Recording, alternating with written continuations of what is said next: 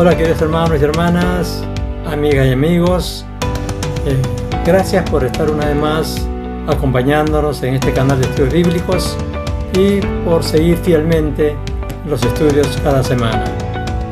Realmente esto me alienta, como también los más de 2000 hermanos y hermanas que se han suscrito a este canal, mostrando su interés por la palabra de Dios. Y gracias también por sus comentarios generosos y por los likes, porque esto alegra mi corazón. Como recordarán, iniciamos este canal con la serie La fe más preciosa que el oro. Y luego nos enfocamos en profecía bíblica con un vistazo al futuro. Y ahora con esta serie Más que Vencedores, que es un estudio de doctrina profunda en la Epístola a los Romanos, doctrina que es fundamental para una vida cristiana sólida, ¿verdad? Y nos toca ver hoy el clímax de la parte final de este capítulo 8, después de haber visto en el capítulo 5 el inicio de una serie de temas, una secuencia de temas con libres de la ira de Dios. Capítulo 6, libres del poder del pecado. Capítulo 7, libres de la esclavitud de la ley. Y capítulo 8, libres del poder de la muerte. Pues hoy nos toca ver la parte final, ese clímax, como he dicho antes, donde Pablo, después de haber visto o haber expresado cómo el creyente es libre de todos los poderes que esclavizan a la raza caída del primer Adán, ahora ya somos libres para amar a Dios y para servirle por toda la eternidad. Y con ello se ha cumplido la palabra de Jesús, registrada en Juan, capítulo 8, versículos 31 al 36, donde dice lo siguiente: Dijo entonces Jesús a los judíos que habían creído en él: Si vosotros permaneciereis en mi palabra, seréis verdaderamente mis discípulos y conoceréis la verdad, y la verdad os hará libres. Versículo 34. De cierto os digo, que todo aquel que hace pecado, esclavo es del pecado. Y el esclavo no queda en la casa para siempre. El Hijo sí queda para siempre. Así que, si el Hijo os libertare, seréis verdaderamente libres. Pues bien, hemos visto ya en los capítulos 5 al 8 cómo el creyente es libre, el creyente en Cristo es libre de todas las esclavitudes, de todos los poderes, de todo lo que puede oponerse al ser humano, al ser creado por Dios a su imagen y semejanza. Ahora, Pablo ha afirmado en el versículo 28 que todas las cosas ayudan a bien a los que aman a Dios, a los que conforme al propósito de Dios han sido llamados. Y ha dado como argumentos contundentes para ello lo que podemos llamar la cadena de la salvación. Una serie de verbos que él usa para describir o resumir todo el plan de salvación que Dios ha diseñado y que ejecuta con nosotros. Porque Pablo menciona justamente, esto lo hemos visto la semana pasada, que Dios nos conoció, luego que Dios nos predestinó, nos llamó, nos justificó y nos glorificó. Es decir, Dios nos conoció desde la misma eternidad. Luego Dios nos predestinó para ser hechos semejantes a su Hijo y hermanos de Cristo, ¿verdad? Luego nos llamó de una manera eficaz, de una manera tal que venció nuestra resistencia, nuestros pecados, nuestros prejuicios, nuestra rebeldía, la dureza de nuestro corazón. Luego nos justificó, nos hizo justos por medio de Cristo al asumir nuestros pecados en la cruz de Calvario y pagar por ellos. Y por lo tanto, al nosotros identificarnos con Cristo, ya somos justos también como Él lo es. Y finalmente, ya dio por hecho nuestra glorificación, nuestro traslado a la gloria de Dios. Cuando dice nos glorificó en tiempo pasado ya, porque Él nos ve desde la eternidad, habla desde la eternidad y para Él ya es un hecho que nosotros estamos en la gloria. Pues claro, ¿cómo no nos va a ayudar a bien todas las cosas con tales muestras del propósito de Dios, del amor de Dios y del poder de Dios a nuestro favor, ¿verdad? Todas las cosas nos tienen que ayudar a bien. Pues bien, hasta aquí Pablo ha desarrollado en detalle el tema que tratamos nosotros en la segunda sesión, el segundo estudio de la primera serie, ¿verdad? Cuando en el capítulo 1, versículo 17, Pablo dice, el justo por la fe vivirá. Este ha sido el tema y es el tema de toda la epístola que ha ido desarrollando paulatinamente y en detalle. Y hasta aquí nos ha mostrado todo lo que involucra la justicia de Dios obrando en nuestro favor para nuestra salvación.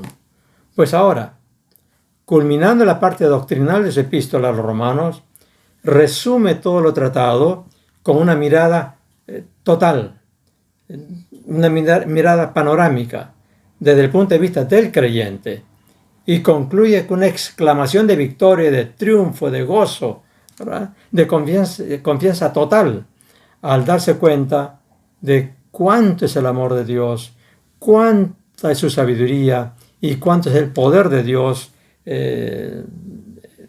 desarrollado, efectuado, ejecutado en nuestro favor.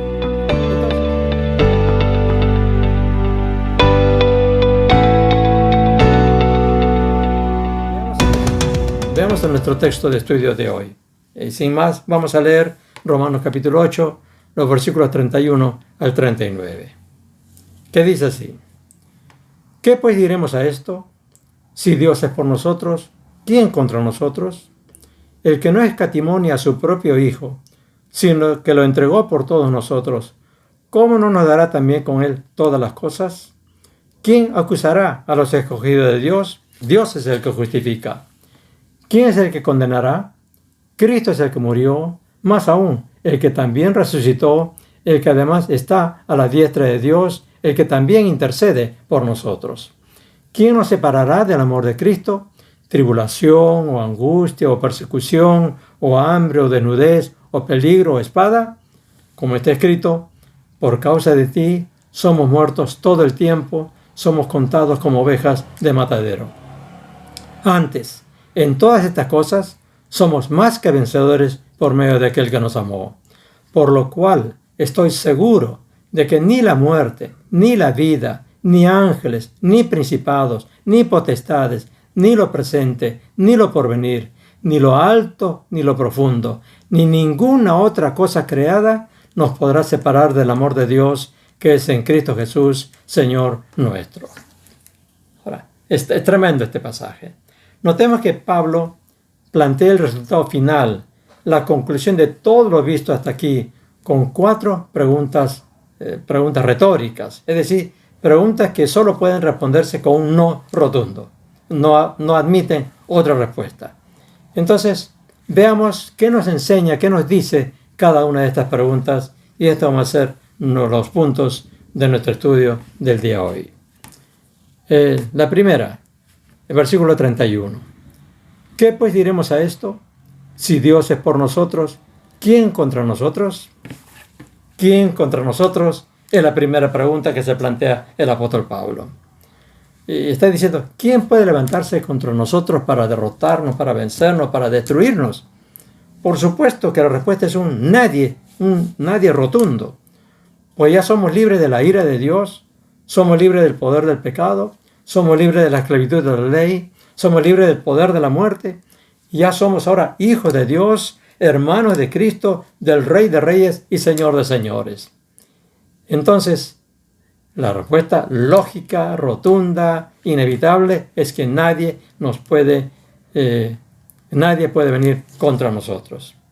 Ahora, cuando dice, si Dios es por nosotros, no está poniendo en duda el que lo esté. Es un condicional retórico, que es en realidad, o que quiere decir en realidad, si Dios es por nosotros, y por supuesto que lo es. Por eso le llamamos un condicional retórico.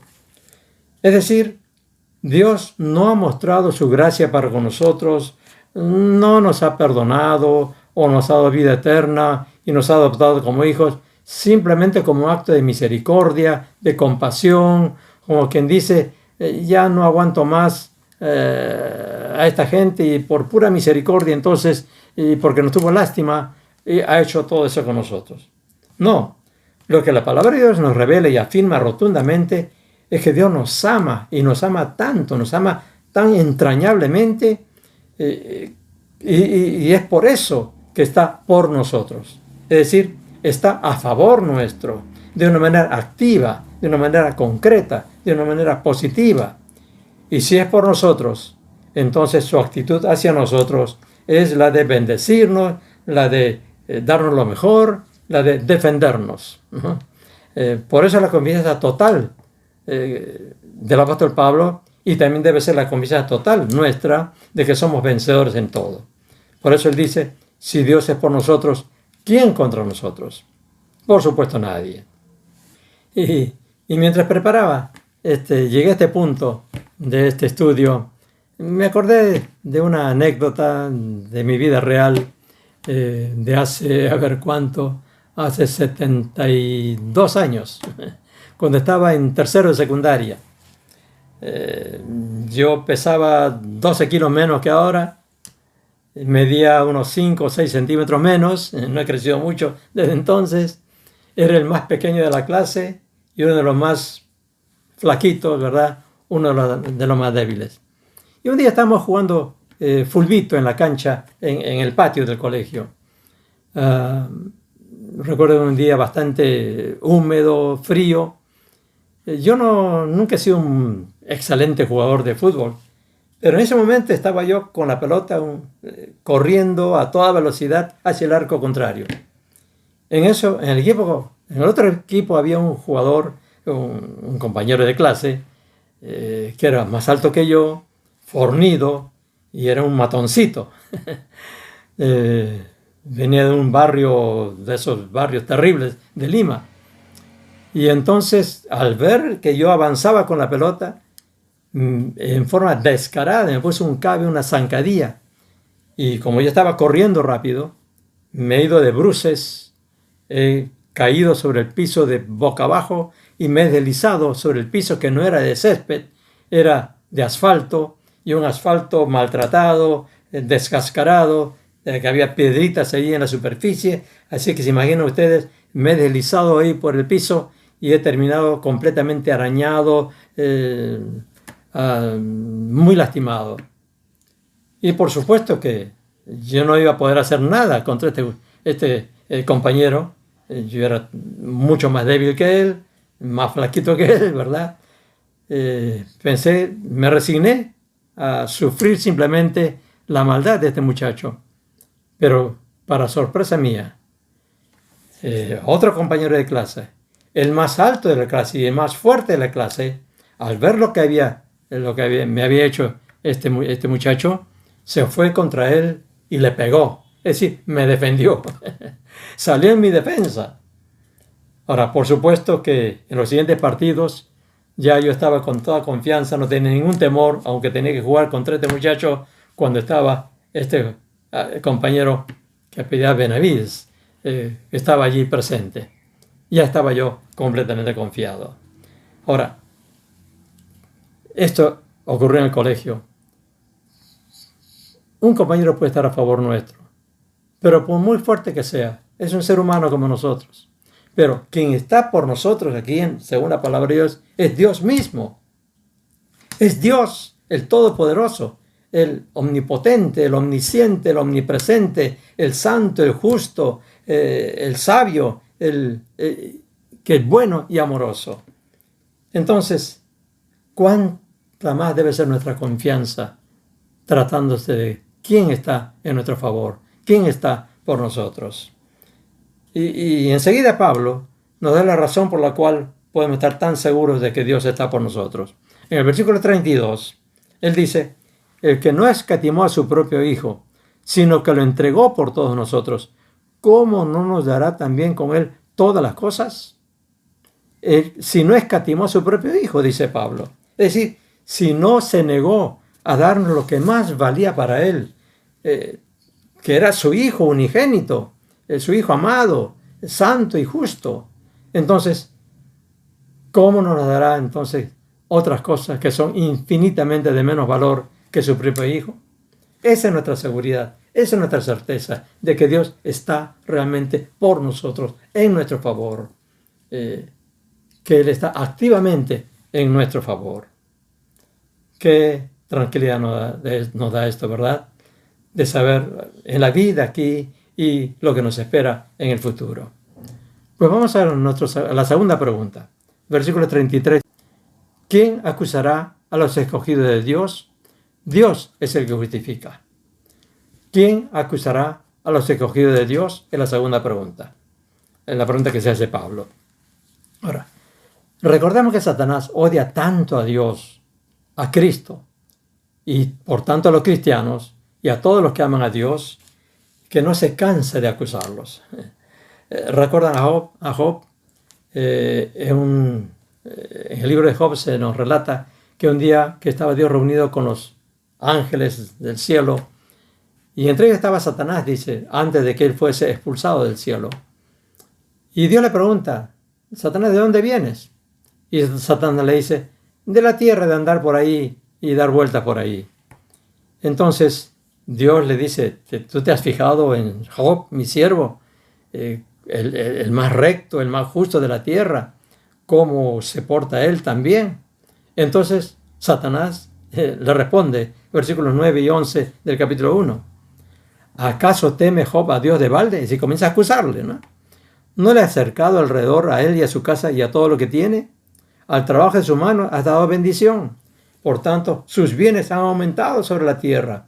Pero extiende ahora tu mano y toca todo lo que tiene y verás si no blasfema contra ti en tu misma presencia. Lo que estaba diciendo Satanás es que lo que pasa es que Job es un interesado. Porque tú le bendices, entonces él te ama y él te sirve. Pero si tú no le bendices, él te va a dar la espalda. Está acusando a Job. Ahora, por supuesto que conocemos la historia y al final de cuentas Job demuestra su integridad delante de Dios. Y Dios lo bendice, multiplica las bendiciones sobre él. Pero el libro de Apocalipsis también revela cómo hasta el final de los tiempos Satanás seguirá siendo el acusador, que el acusarnos será siempre su obsesión constante. En el capítulo 12, versículo 10 de Apocalipsis leemos los siguientes. Entonces oí una gran voz del cielo que decía, ahora ha venido la salvación, el poder y el reino de nuestro Dios y la autoridad de su Cristo, porque ha sido lanzado fuera el acusador de nuestros hermanos, el que los acusaba delante de nuestro Dios día y noche. El que nos acusaba delante de Dios día y noche. Entonces, la respuesta rotunda que da Pablo a esa pregunta, ¿quién acusará a los escogidos de Dios? Es que ya nadie puede acusarnos ante Dios, porque Él es quien nos ha justificado. Él es quien nos ha hecho justos y nos ha declarado justos. Y Dios está por encima de cualquier otro ser, cualquiera que quiera acusarnos de algo o acusar de algo a los hijos de Dios. Dios ha cubierto nuestros harapos, recordemos siempre esto, con el manto de justicia de Cristo. Y por tanto, Dios ya no ve nuestros pecados, los harapos de nuestro pecado, porque Dios ya se olvidó para siempre. Dios enterró nuestros pecados, es lo que dice la palabra en otros textos como Miqueas, capítulo 7, versículo 19 en el Antiguo Testamento. Él volverá a tener misericordia de nosotros, sepultará nuestras iniquidades y echará en lo profundo del mar todos nuestros pecados. Y Hebreos 16, 17. Este es el pacto que haré con ellos después de aquellos días, dice el Señor. Pondré mis leyes en sus corazones y en su mente las escribiré. Y añade, y nunca más me acordaré de sus pecados y transgresiones. Y nunca más me acordaré de sus pecados y transgresiones. De manera que cuando Satanás nos acusa ante Dios, mencionando algún pecado que hayamos cometido, del cual nos hemos arrepentido, confesado y dejado, Dios le dirá, ¿de qué me hablas? Yo no me acuerdo de nada. Yo que conozco todas las cosas, yo no me acuerdo de ese pecado. Y es lo mismo cuando Satanás nos acuse ante nuestra conciencia. Podremos responderle entonces, repito, si nos hemos arrepentido de ese pecado, lo hemos confesado y lo hemos dejado, podemos decirle a Satanás con toda firmeza, yo no me acuerdo de eso, porque Dios tampoco se acuerda de ello. Entonces, esta también es nuestra confianza, que nadie puede acusarnos delante de Dios. Y vamos a la tercera pregunta, versículo 34. ¿quién es el que condenará? Cristo es el que murió, más aún el que también resucitó, el que además está a la diestra de Dios, el que también intercede por nosotros. ¿Quién es el que condenará? Es la tercera pregunta que Pablo se hace. Y también la respuesta rotunda es nadie, porque Cristo, el segundo Adán, es el que murió como legítimo representante de la raza humana caída. Y por tanto, ya cumplió la condena que todos nosotros merecíamos, esa condena que pesaba sobre nosotros, sobre todos los pecadores. Pero además, Cristo resucitó, sellando de esa manera, confirmando sin ninguna duda el valor de su muerte en nuestro favor. Y Cristo está ahora a la diestra de Dios, victorioso en nuestra representación, y que además intercede por nosotros. O sea, intercede, es decir, ¿qué más podemos pedir nosotros, verdad? Por eso es que el apóstol Pablo puede declarar tan enfáticamente en Romanos capítulo 8 los primeros 2 versículos, porque así comenzó el capítulo 8. Ahora pues, ninguna condenación hay para los que están en Cristo Jesús, los que no andan conforme a la carne, sino conforme al Espíritu. Porque la ley del Espíritu de vida en Cristo Jesús me ha librado de la ley del pecado y de la muerte. Dice, ninguna condenación, y ninguna en ninguna. Porque si todos nuestros pecados ya fueron olvidados, sepultados y echados en lo profundo del mar por Dios, quien es el juez supremo de todo el universo, de cielos y tierra, entonces, ¿quién puede condenarnos? Esa es nuestra paz, esa es nuestra confianza, esa es nuestra fortaleza. Nadie nos puede condenar ahora porque Dios no nos condena. Y llegamos a la cuarta pregunta, en los versículos 35 y 36. ¿Quién nos separará del amor de Cristo? ¿Tribulación o angustia o persecución o hambre o desnudez o peligro o espada? Como está escrito, por causa de ti somos muertos todo el tiempo, somos contados como ovejas de matadero.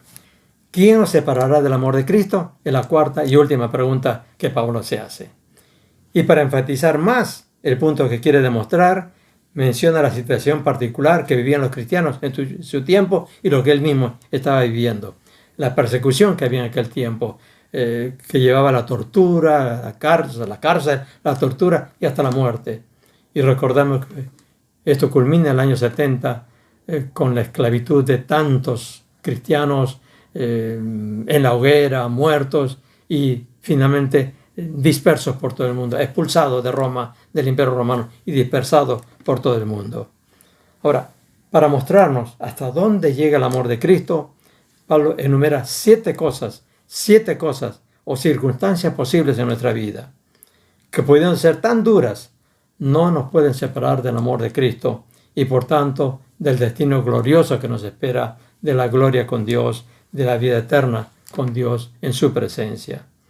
Y menciona estas 7 cosas: tribulación, todas las aflicciones, cualesquiera que sean, angustia, los problemas agobiantes que podamos sufrir, persecución, desde una simple discriminación, como existe en muchos lugares de nuestro país, en muchos círculos de nuestro país, hasta la persecución más violenta, como en algunos países del Oriente, hambre, situaciones de escasez que pudieran presentarse, desnudez, la pobreza extrema, peligro de cualquier tipo que ponga en riesgo nuestra vida, espada, la muerte violenta por enemigos de la fe.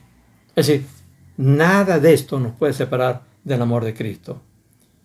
Y Pablo culmina con una exclamación total de victoria y de total confianza en el amor de Dios. Los versículos 37 al 39. Antes, dice él, en todas estas cosas somos más que vencedores por medio de aquel que nos amó, por lo cual estoy seguro de que ni la muerte, ni la vida, ni ángeles, ni principados, ni potestades, ni lo presente, ni lo porvenir, ni lo alto, ni lo profundo, ni ninguna otra cosa creada nos podrán separar del amor de Dios que es en Cristo Jesús, Señor nuestro. Es decir, está diciendo, no somos solamente vencedores sobre todas las circunstancias en nuestra vida, sino más que vencedores sobre todos los poderes que pudieran oponerse a los hijos de Dios, a los escogidos de Dios que somos nosotros. A todo lo anterior está añadiendo esas 10 cosas, la vida, la muerte, ángeles, principados, es decir, nada y nada es nada, porque a nosotros todas las cosas nos ayudan a bien, inclusive el COVID-19, la cuarentena, la pandemia, o si vienen nuevas pandemias, nada nos puede separar del amor de Dios que es en Cristo Jesús. Por eso el Señor Jesús dijo en el Sermón del Monte, ese tremendo sermón, que es un sermón para los cristianos, es la ética de los cristianos. En Mateo capítulo 5, comenzando el versículo 4, solamente voy a leer algunos versículos. Versículo 4, bienaventurados los que lloran, porque ellos recibirán consolación. Es decir, ¿hay aflicciones en la vida? Sí. ¿Nos hacen llorar? Sí, pueden hacernos llorar. Pero nosotros dice, los que lloran recibirán consolación de parte de Dios. ¿Y qué mejor consolación que la que Él nos puede dar? El versículo 8. Bienaventurados los de limpio corazón, porque ellos verán a Dios. Cuando nos mantenemos limpios de corazón en medio de toda la corrupción de este mundo, la maldad de este mundo, la inmoralidad de este mundo, dice, veremos a Dios cara a cara. Es decir, le veremos de cerca. Estaremos muy cerca de Dios. Y el versículo 10 en adelante. Bienaventurados los que padecen persecución por causa de la justicia, porque de ellos es el reino de los cielos. Bienaventurados sois cuando por mi causa os vituperen y os persigan, y digan toda clase de mal contra vosotros, mintiendo. Gozaos y alegraos, porque vuestro galardón es grande en los cielos. Gozaos y alegraos, porque vuestro galardón es grande en los cielos. Es decir, Jesús está diciendo que a pesar de todo lo que nos pueda ocurrir, o a pesar de todo lo que se quiera hacer en contra nuestra, nada puede alejarnos o impedirnos gozar del amor de Cristo y del amor de Dios y de nuestra recompensa en la gloria con Dios. Y no solo eso, sino que a más dificultades, pruebas o persecución, más recompensa habrá, ¿verdad? Y entonces el apóstol Pablo, en el capítulo 8, está simplemente desarrollando lo que Jesús ha dicho en el Sermón del Monte, y lo está reafirmando, lo está ampliando, y nos está dando pues certeza total de que nada nos puede alejar del amor de Dios. Nada nos puede desviar del camino que Dios estableció para nosotros si nos mantenemos tomados de la mano del Señor. Nos mantenemos cerca de Cristo, permitiendo que Él viva su vida en nosotros. Pues somos más que vencedores en Cristo Jesús, que es el título justamente de nuestra serie. Más que vencedores en Cristo. Porque eso es lo que hace el Señor. Eso es lo que Él ha logrado para nosotros. Y eso es lo que hace un Dios que está por nosotros.